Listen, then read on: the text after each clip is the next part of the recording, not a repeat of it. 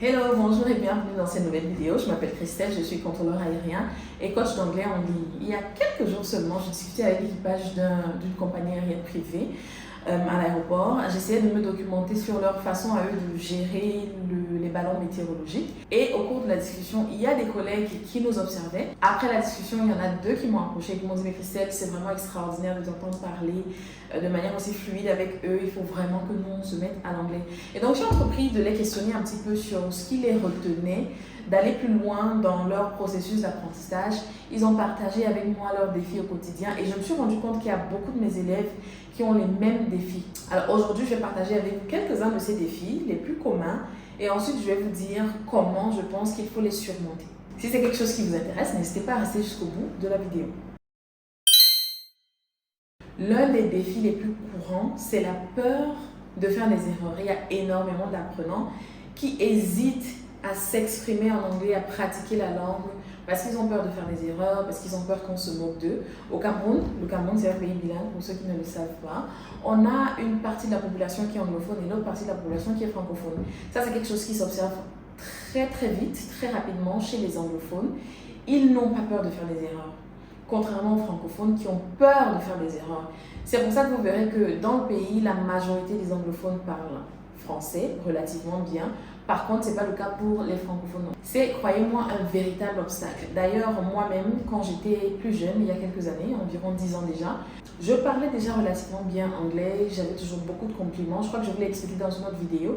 C'était à tel point que dans les conversations avec des personnes qui avaient un niveau beaucoup plus avancé en anglais, j'avais beaucoup trop peur d'entrer vraiment deeply dans la conversation et donc je me limitais vraiment aux bases dans la conversation, je fuyais les conversations et il y a un de mes aînés qui m'a dit « Mais Christelle, je te vois, je t'entends parler, tu peux faire plus, mais on dirait que tu as peur de faire des erreurs, tu aimes trop la perfection, laisse-toi aller, lâche-toi en conversation. » Je vous assure que ça a débloqué quelque chose chez moi et j'ai complètement explosé en matière de compétences linguistiques. Donc si vous faites partie de ceux qui ont peur de faire des erreurs, ne vous inquiétez pas, je vais vous dire quoi faire. Le deuxième vrai challenge qu'on rencontre, c'est vraiment le manque de pratique. Je pense que c'est le problème que beaucoup de personnes ont dans le monde. Moi-même, je me suis mise à l'apprentissage de la langue espagnole et franchement, je n'ai personne avec qui pratiquer. Donc, j'apprends très vite. En théorie, j'apprends beaucoup. Je sais beaucoup de choses. J'apprends de nouveaux verbes. Je sais comment les conjuguer. Mais je n'ai pas au quotidien l'opportunité de discuter avec quelqu'un qui puisse me corriger ou m'apprendre de nouvelles choses encore ou simplement m'apprendre les subtilités de la langue pour un hispanophone. Donc c'est un véritable challenge. C'est le même que rencontrent les anglophones, les francophones, les hispanophones, etc. Aujourd'hui, on fait énormément de choses. En ligne, sur nos ordinateurs, on est en permanence sur nos téléphones, donc vraiment rencontrer de nouvelles personnes, rencontrer des personnes qui parlent notre langue ou la langue qu'on apprend et de façon à pouvoir pratiquer, c'est très difficile. Mais évidemment, il y a une solution à ça. Le troisième défi que je vois chez beaucoup d'apprenants, c'est la compréhension à l'écoute. Alors, je sais que c'est quelque chose qui vient progressivement, mais tout le monde ne le sait pas. Quand vous commencez à apprendre la langue, il est évident que vous n'allez pas comprendre tout de suite ce que les natifs, par exemple, vont dire. Moi, j'apprends l'espagnol. Quand je suis sur les applications Duolingo et HelloTalks, ça va, c'est facile parce qu'on parle avec vraiment une vitesse très lente.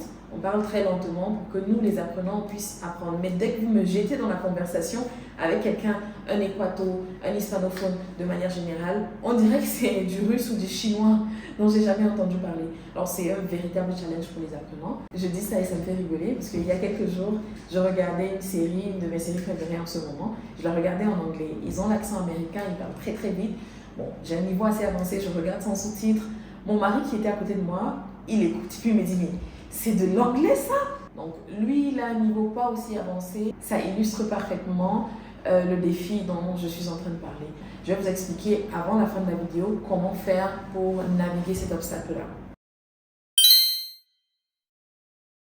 Enfin, le défi majeur, je pense que tout le monde l'expérimente quand on commence à apprendre, c'est le manque de motivation. En fait, la motivation vient avec des progrès, avec des résultats positifs dans le processus d'apprentissage. Or, apprendre une langue, ça demande beaucoup de patience, ça demande du temps. Donc, assez souvent, quand on n'observe pas des projets tangibles tout de suite, on se décourage et on se dit que ce qu'on est en train d'apprendre, ça ne sert à rien. Récemment encore, mon petit frère, qui a grandi avec moi dans la zone anglophone du pays, me disait que les cours théoriques ne servent à rien. Je sais que c'est le sentiment de tous ceux qui vont payer pour les cours dans les centres linguistiques, etc., qui après un mois ont l'impression d'être au même point. Alors attention, ce n'est pas vrai. Alors, si vous faites partie des personnes qui ont rencontré ou qui rencontrent ces défis-là dans leur processus d'apprentissage, je vais partager avec vous 5 choses qui vont vous aider au quotidien à surmonter ces défis. C'est que vous devez absolument adopter une mentalité positive. Faire des erreurs, ça fait partie du processus d'apprentissage. C'est une partie intégrante du processus d'apprentissage. Et retenez que chaque erreur que vous faites, c'est une opportunité d'apprendre. Parce que quand vous faites les erreurs, on s'en rend compte, on vous corrige. Et à partir de ce moment-là, vous avez gagné quelque chose de plus. Comme disait l'un de mes profs à Johannesburg une fois, je préfère encore les élèves qui font des erreurs par rapport aux élèves qui sont parfaits. Parce qu'au moins, on voit les difficultés, on les accompagne. L'autre, là, on ne sait pas le jour où il va chuter, ni où il va chuter.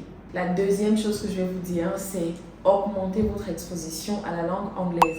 Il y a une ancienne vidéo, je crois que je l'ai faite il y a 2 ans, qui est toujours d'actualité. Je l'avais faite pour expliquer 10 genius ways to transform your environment into an English speaking environment. C'est qu'on vit dans un pays francophone, on vit dans un pays hispanophone, on vit dans un pays non anglophone et on veut absolument s'exposer à l'anglais, pratiquer l'anglais, mais c'est très difficile parce qu'on ne rencontre pas au quotidien des personnes qui parlent anglais. Mais ce qu'il faut faire, c'est juste transformer son environnement en un environnement anglophone. J'avais déjà partagé les idées. Il faut changer les paramètres de son téléphone, changer la langue de son téléphone, de son ordinateur, de tous les équipements qu'on utilise au quotidien. Les séries qui nous passionnent, il faut les regarder en anglais, même s'il faut regarder 5 fois. Croyez-moi, au bout de la 5e fois, vous apprenez beaucoup plus de choses que la première fois. Au début, c'est difficile, mais il faut persévérer et on y arrive progressivement. Il faut écouter de la musique en anglais, écouter des podcasts en anglais. En fait, c'est une transformation qui se fait de façon subtile et naturelle. Vous ne vous en rendez pas compte. Vous écoutez progressivement. À un certain moment de votre apprentissage, vous vous rendez simplement compte que vous savez vraiment de façon intuitive qu'est-ce qui est correct, qu'est-ce qui n'est pas correct. Vous détectez naturellement les erreurs, même sans savoir les règles de grammaire qui déterminent si c'est des erreurs ou pas, etc. Donc, c'est ce que je vous conseille de faire tout simplement, c'est de vous exposer un petit peu plus à la langue anglaise. Je mets en barre d'infos la vidéo où je partage 10 genius ways to transform your environment into an English speaking environment.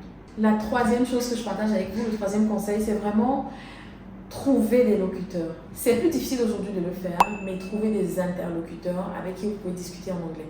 Alors, il y en a beaucoup, les gens ne cherchent pas et ils se contentent de ce qu'ils ont à la maison.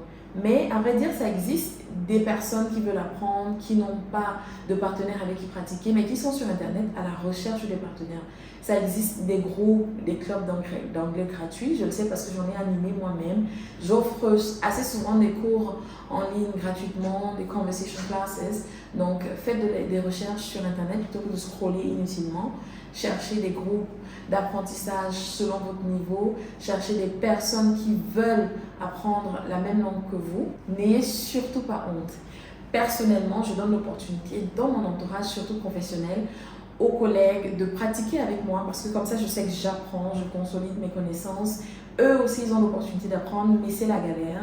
Personne ne veut pratiquer, mais on entend tout le monde dire tous les jours, on manque avec qui pratiquer. C'est vraiment dommage. Donc, trouvez des locuteurs tout proche de vous, ceux qui sont francophones mais qui parlent un petit peu, pratiquez même si c'est pour 10 minutes dans la journée. Mon 4e conseil, fixez-vous des objectifs atteignables. C'est la magie comment quelqu'un qui ne sait pas dire bonjour en anglais dit qu'en 2 semaines, il veut parler parfaitement anglais. C'est pas possible. C'est pas possible. Il n'y a pas de miracle à faire. Il faut beaucoup de patience. Il faut s'investir et être consistent. Il faut être cohérent dans ce qu'on fait pour atteindre ses objectifs. Donnez-vous 10 minutes par jour pour apprendre. Donnez-vous 1 mois pour passer du niveau A2 au niveau B1. Il y a d'autres vidéos, je partage également des astuces d'activités que vous pouvez adopter au quotidien. Abonnez-vous par exemple à la page Instagram, au compte Instagram d'Elevate où je partage des exercices quotidiens. Ça peut être vos 10 minutes par jour pour pratiquer. J'aurai l'occasion de lancer des lives sur la page Instagram d'Elevate pour donner l'opportunité à ceux qui le veulent de pratiquer un petit peu à travers de petits sujets, des sujets plus compliqués en fonction de votre niveau. Donc n'hésitez pas à vous abonner, à participer à nos quiz, à répondre à nos questionnaires. Ça vous permet de vous auto-évaluer. Abonnez-vous à des chaînes qui partagent des podcasts en anglais. Abonnez-vous à des chaînes qui partagent de la musique en anglais. Mon exercice préféré, en tout cas l'un de mes préférés, c'est de dire quelque chose à un de mes collègues, un ou plusieurs de mes collègues en anglais chaque jour. C'est très amusant et c'est très intéressant de faire cet exercice parce que ce que j'adore, c'est de voir la lumière sur le visage des gens qui avaient besoin de pratiquer un petit peu, de les voir aimer apprendre de nouveaux mots, de les voir échanger avec moi un petit peu et être surpris du fait que je leur parle anglais. Il y en a qui sont déjà habitués, il y en a qui ne le sont pas et qui sont extrêmement réticents. Peu sur vous. Parce que après, c'est vous-même qui dites que vous n'avez pas l'opportunité de pratiquer l'anglais. Pourtant, vous avez Christelle qui est avec vous tous les jours, mais vous préférez parler en français. Mon 5e et dernier conseil, si vous avez les moyens, payez. Prenez un coach qui va vous orienter, vous guider, vous éviter de perdre beaucoup de temps, aller droit au but et vous obtenir des résultats très très rapidement. N'hésitez pas à partager votre expérience, à partager vos défis, à voir avec les personnes autour de vous qui apprennent également comment est-ce que ces personnes-là ont surmonté leurs défis et à tenter un petit peu leurs astuces, pourquoi pas, pour pouvoir vous améliorer. N'hésitez pas à nous rejoindre sur le compte Instagram d'Elevate où j'ai une boîte à questions assez régulièrement pour que vous partagiez, vous posiez vos questions et que je puisse éventuellement, si j'ai la réponse bien sûr, répondre à vos questions et vous donner des astuces pour surmonter vos difficultés. Merci infiniment d'avoir regardé la vidéo. N'hésitez pas à commenter, à liker et à partager. Dites-nous en commentaire si vous avez expérimenté ou si vous expérimentez ces défis-là. Dites-nous si vous en expérimentez d'autres et comment vous les surmontez au quotidien. On se dit à très bientôt dans une nouvelle vidéo. Bye bye.